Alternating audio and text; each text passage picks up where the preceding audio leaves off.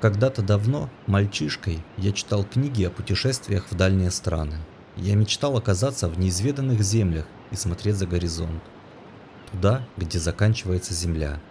Тогда это казалось несбыточной мечтой. Но прошли годы, и вот я здесь, на самом краю земли, и я готов посмотреть, что находится за ним.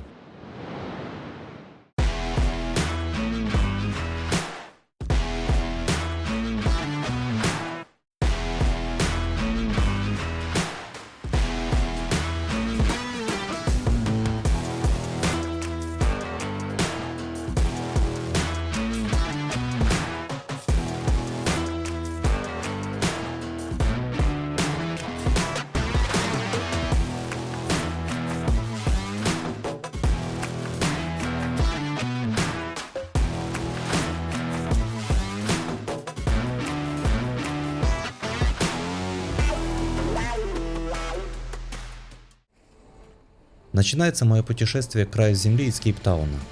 Это современный мегаполис, где можно интересно провести время, прокатиться на речном трамвайчике, вкусно поесть, понаблюдать за морскими котиками прямо на городской пристани, подняться на сигнальный холм и в компании других людей и цесарок встретить красивый закат. Правда, надолго мы здесь не задержимся. Быстро пробежимся по району Бокаап, известному своими цветными домиками. Это одна из визитных карточек Кейптауна. Выглядит весело, но приходить сюда лучше группы и только в светлое время дня. Посетим местный парк. Красиво. Вот только город не будоражит мое воображение. А все потому, что я вижу горы. Мой путь лежит прямиком туда. К тому же отсюда город намного тише и выглядит, на мой взгляд, намного красивее. Прямо над Кейптауном раскинулась столовая гора. Ее высота всего 1086 метров, и подняться туда можно по канатной дороге всего за несколько минут.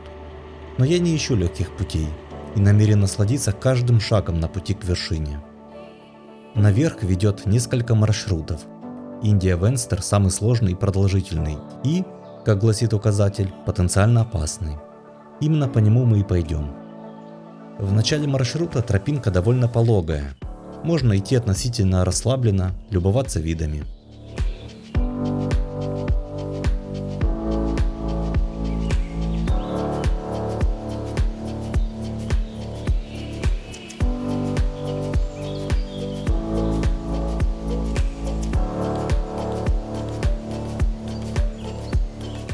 Но поднимаясь еще немного выше, упираешься в первый барьер, и подъем становится уже более техничным.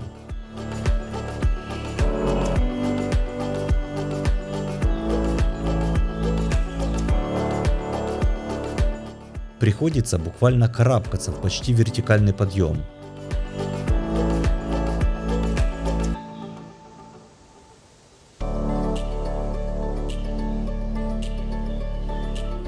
Вот здесь начинаешь понимать смысл предупреждений в начале маршрута. Требования к физической форме хоть и не запредельные, но достаточно серьезные.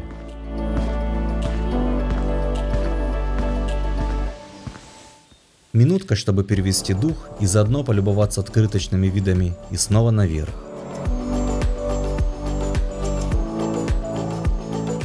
А маршрут тем временем повышает градус. Дальше становится еще интереснее.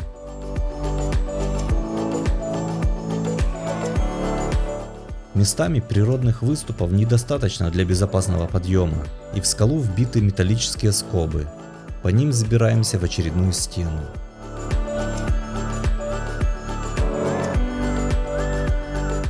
Кто-то может задать вопрос, стоит ли ехать на другой конец света, чтобы вот так напрягаться. Но я скажу, что только ради этого и стоит.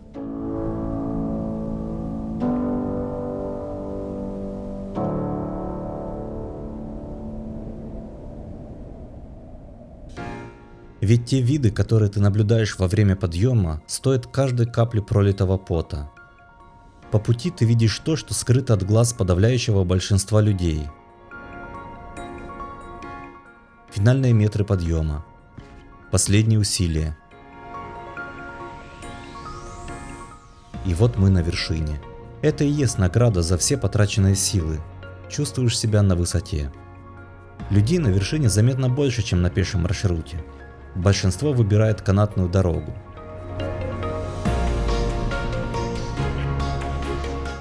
Наверху есть небольшой ресторанчик, где можно восполнить потраченные на подъем калории. Правда, большинство посетителей там – это пассажиры той самой канатной дороги. Вершина горы представляет из себя плоскую, как стол, площадку. Прогулявшись по ней и немного восстановив силы, пора готовиться к спуску.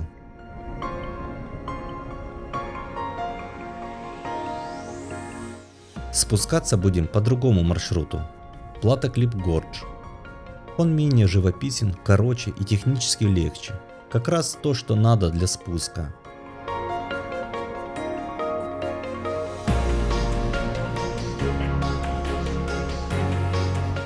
Но все равно очень красиво.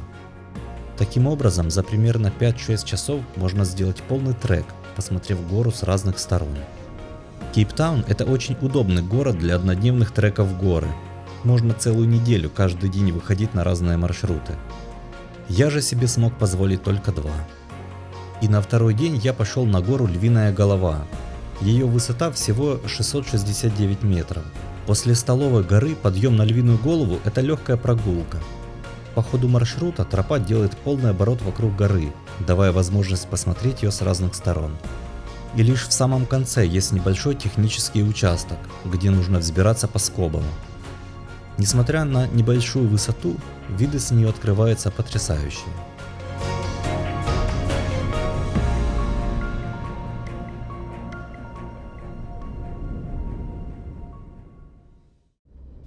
После активных первых дней с хайкингом можно немного сбавить темп и отправиться за пределы Кейптауна. Направляемся в Френч-Хук.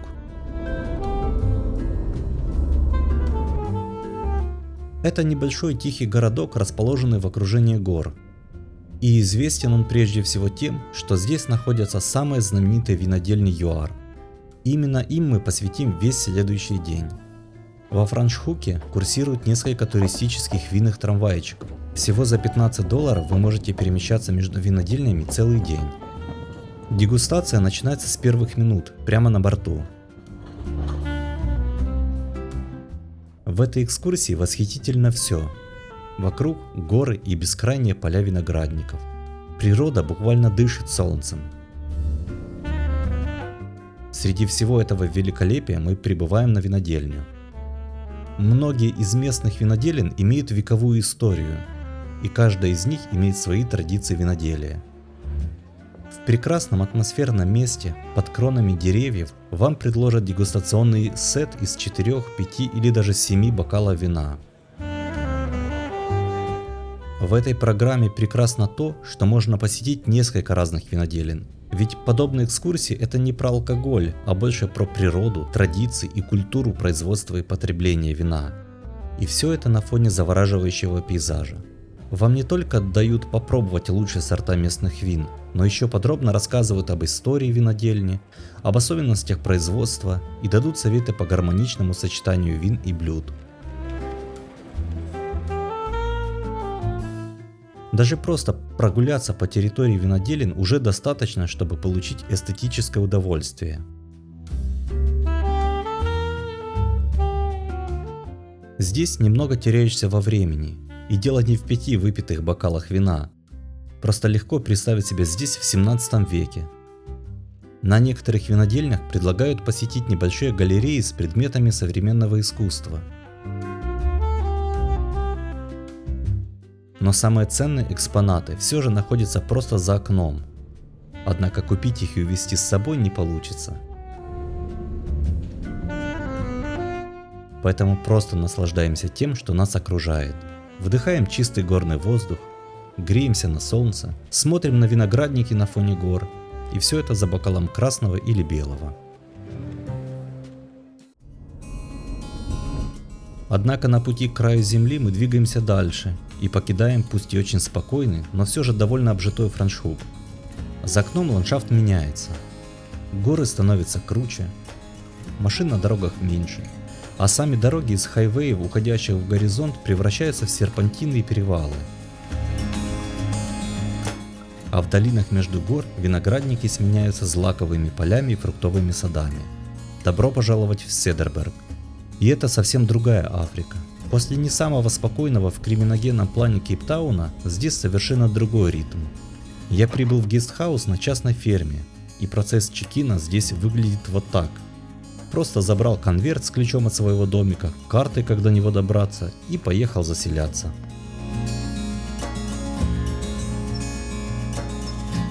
Это оказалось потрясающим местом. Уютный домик прямо у подножья горы, а с террасы открывается вид на грушевый сад и снова горы. Но самое главное, что вокруг практически никого. Ближайший населенный пункт находится в 40 километрах, а вокруг только природная идиллия.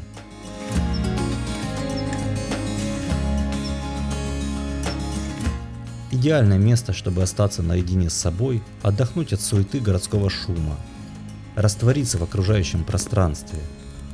Просто сидеть, смотреть в костер и слушать, как природа постепенно засыпает. А потом встретить самый необычный восход в своей жизни. Восход полной луны.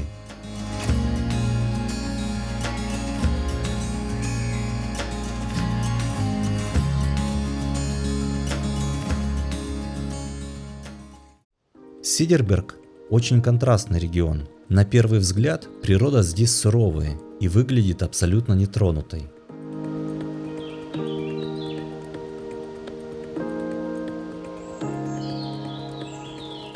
Вокруг возвышаются каменистые горы, на которых не растет ни единого деревца. Под ногами только камни и песок. Кажется, что это дикая местность, непригодная для жизни человека. Земля скал и ветра. Но именно в этой первозданной силе ее красота. На эти горы можно смотреть бесконечно.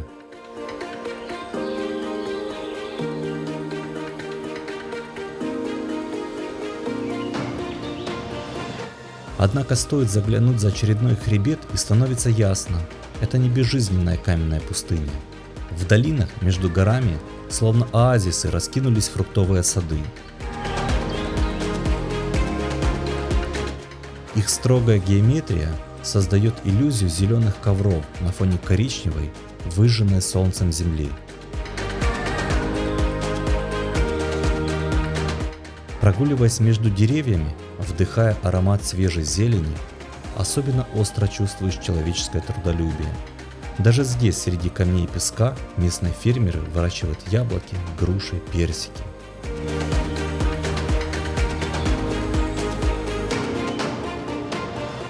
Завершает образ этого места его полная уединенность. За целый день я не встретил ни одного человека.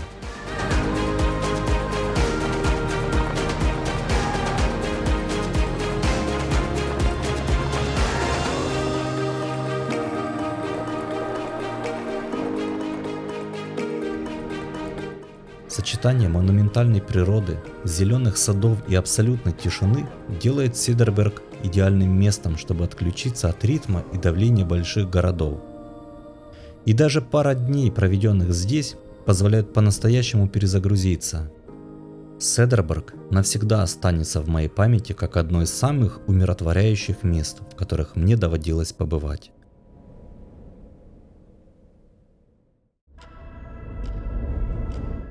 Два дня, проведенные в горах, были незабываемыми.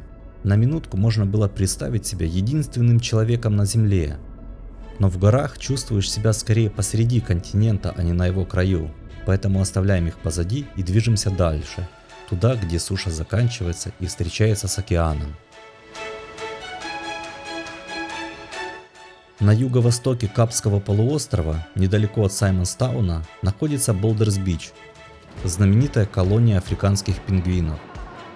Вообще, говоря о фауне Африки, в сознании в первую очередь возникают слоны, львы, жирафы. И они действительно здесь есть, только на севере страны. А вот пингвинов совсем не ожидаешь увидеть на африканском континенте. Оказывается, они живут не только в Антарктиде, а совсем не против понежиться на теплом африканском солнце. Немного южнее Болдерс-Бич находится мыс Кейп-Пойнт. Это не самая южная точка Капского полуострова, однако уже здесь чувствуешь себя на краю света. Природа здесь суровая и прекрасная. На скалистый берег Атлантический океан обрушивает всю свою мощь. Камень и вода сталкиваются, и никто не хочет отступать.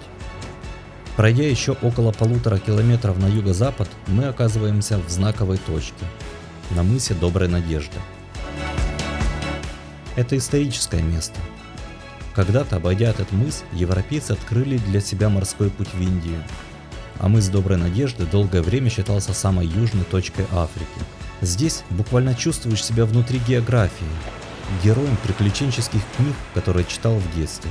Но мыс Доброй Надежды не самая южная точка африканского континента.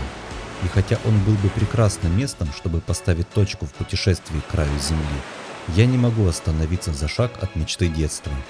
Вдохнув запах океана и истории, я делаю последний рывок, чтобы стать на краю света.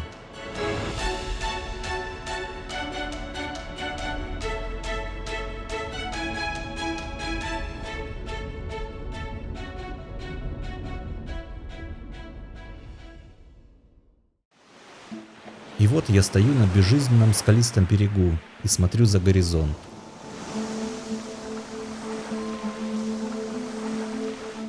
Внешне это не самый захватывающий пейзаж, но он обладает особой силой, особым значением.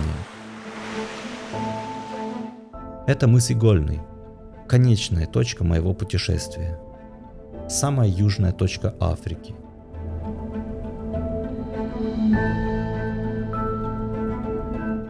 И я поднимаюсь на маяк, чтобы с высоты увидеть то, о чем так долго мечтал, увидеть край света, стать на краю земли.